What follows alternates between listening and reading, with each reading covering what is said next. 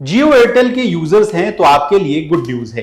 ये टेलीकॉम कंपनियां बहुत जल्द अपने टैरिफ प्लान की कीमतों को कम करेंगी। अब आप कहेंगे कि पिछले कुछ समय से तो इन्होंने मोबाइल टैरिफ प्लान की कीमतों में आग लगा दी थी, अचानक ऐसा क्या हुआ कि इनको यू टर्न लेना पड़ा? तो चलिए किसकी वजह से इनको अपनी दरें कम करनी पड़ेगी, कैसे सस्ता होगा मोबाइल डाटा, अगर दरें कम हुई तो कहां होगा फायदा, बताएंगे सब कुछ आज की इस डिटेल रिपोर्ट में। नमस्कार, आप देख रहे हैं लोकमत हिंदी का स्पेशल शो विस्तार से और मैं हूं आपके साथ विशाल शर्मा।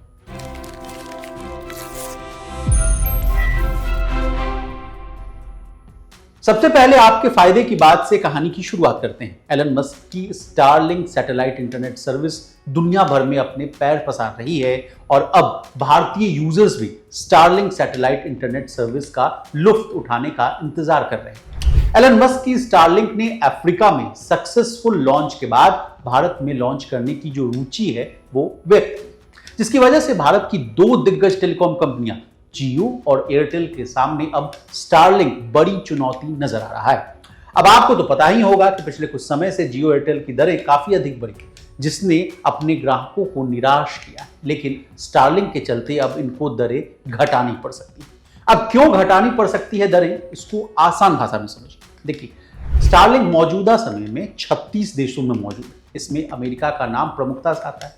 कंपनी 2025 तक ज्यादा से ज्यादा देशों तक अपनी जो पहुंच है वो बढ़ाना चाहती है। इसके अलावा भारत में सैटेलाइट स्पेक्ट्रम आवंटन शुरू हो चुका है। कंपनी जल्द ही भारत में सैटेलाइट सर्विस ऑफर कर सकती है। अब स्टारलिंक की कीमत कितनी है, मोटा मोटी इसका अंदाजा भी लीजिए। स्टारलिंक की कीमत जो है $110 प्रति माह, जबकि हार्डवेयर के लिए $599 एक बार देना पड़ सकता है। अगर भारत की बात करें तो इसकी कीमत ₹7,000 हो सकती है। साथ ही इंस्टॉलेशन चार्ज अलग से देना पड़ सकता है। स्टारलिंक की ओर से कमर्शियल और पर्सनल यूज के लिए अलग अलग प्लान पेश किए जाते हैं जो यूजर्स को अपनी ओर खींच सकते हैं। इसलिए माना जा रहा है कि जियो एयरटेल को अगर अपने यूजर्स को बनाए रखना है तो उन्हें अपनी दरें कम करना पड़ेगा। अब इस कहानी में आपने सुना होगा कि भारत में सैटेलाइट स्पेक्ट्रम आवंटन शुरू हो चुका है। इसको लेकर भी विवाद है। अब विवाद क्या है, जियो और एयरटेल की मांग क्या है, इस बात को जानिए।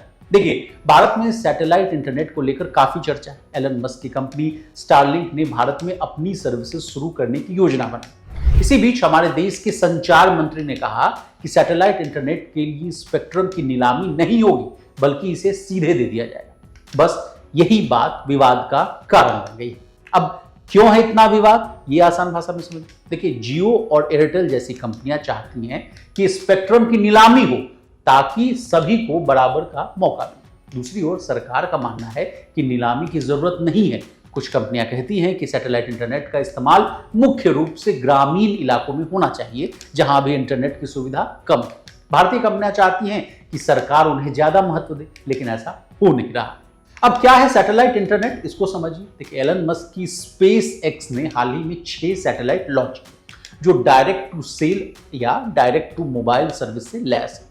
डायरेक्ट टू सेल सर्विस को आसान भाषा में समझा जाए तो इसे अंतरिक्ष में मौजूद मोबाइल टावर कहा जा सकता है। स्टारलिंक की इन सैटेलाइट्स में एडवांस E-Node B मॉडेम लगा है जो LTE यानी लॉन्ग टर्म इवैल्यूएशन कनेक्टिविटी को सपोर्ट करता है। ये मॉडेम बेस स्टेशन से 4G LTE बेस सिग्नल भेज सकता है, जिसे मोबाइल डिवाइस के जरिए रिसीव किया जा सकता है। इसके लिए एलन मस्क की कंपनी स्पेसएक्स ने अमेरिकी टेलीकॉम ऑपरेटर T-Mobile के साथ साझेदारी यानी पार्टनरशिप भी की।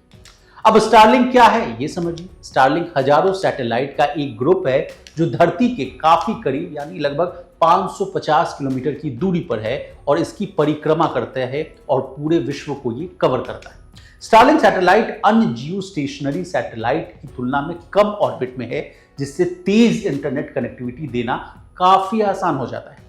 स्टारलिंक काम कैसे करता है, ये वाला भी मामला समझिए। आपका इंटरनेट सर्विस प्रोवाइडर एक हाई फ्लाइंग सैटेलाइट को सिग्नल भेजता है जो इसे आपके जरिए स्थापित एंटीना से बाउंस कराता है। फिर सिग्नल इन मॉडेम को भेजा जाता है जो आपके घर में स्थापित होता है और इंटरनेट कनेक्टिविटी को चालू कर देता है। स्टारलिंक में कोई केबल नहीं होने की वजह से दूर दराज के इलाकों में भी इसका इस्तेमाल आराम से किया जा सकता है। अब स्टारलिंक की इंटरनेट स्पीड कितनी है ये जानिए। स्टारलिंक की औसतन डाउनलोड स्पीड जो है 160 Mbps प्रति सेकंड तक होती है। ये स्पीड काफी तेज होती है और आमतौर पर वीडियो स्ट्रीमिंग हो, गेमिंग हो और बड़े फाइल ट्रांसफर के लिए पर्याप्त मानी जाती है।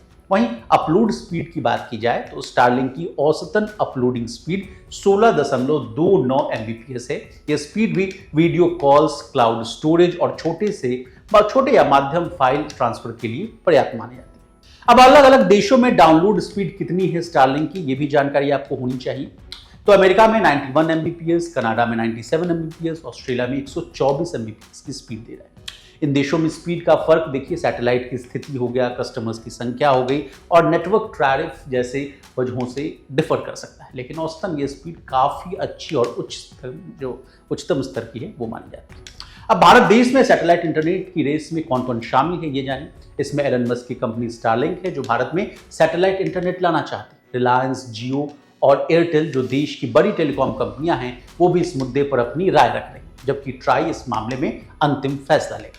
सरकार को यह तय करना होगा कि सैटेलाइट इंटरनेट के लिए क्या नीतियां यानी जो पॉलिसीज है बनाई जाए। ट्राई और सरकार के फैसले के आधार पर ही यह तय होगा कि भारत में सैटेलाइट इंटरनेट का फ्यूचर क्या हो। लेकिन अगर आप एक आम यूजर हैं तो इसका मतलब है कि आपको जल्द ही सस्ते और बेहतर इंटरनेट की सुविधा मिल सकती है। साथ ही ग्रामीण इलाकों में भी इंटरनेट की पहुंच बढ़ सकती है। ऐसा कहा जा रहा है कि सैटेलाइट इंटरनेट के आने से यूजर एक्सपीरियंस भी पूरी तरह से बदल जाएगा। अब हमने आपको सैटेलाइट इंटरनेट, एलन मस्क की जो कंपनी है उसके बारे में तमाम जानकारियां दी। आपको हमारी ये डिटेल रिपोर्ट कैसे लगी कमेंट करके जरूर बताइएगा। इसी तरह देश, दुनिया, बिजनेस जगत से जुड़ी तमाम ताजा तरीन खबरों के लिए बने रहिए हमारे साथ। देखते रहिए लोकमत।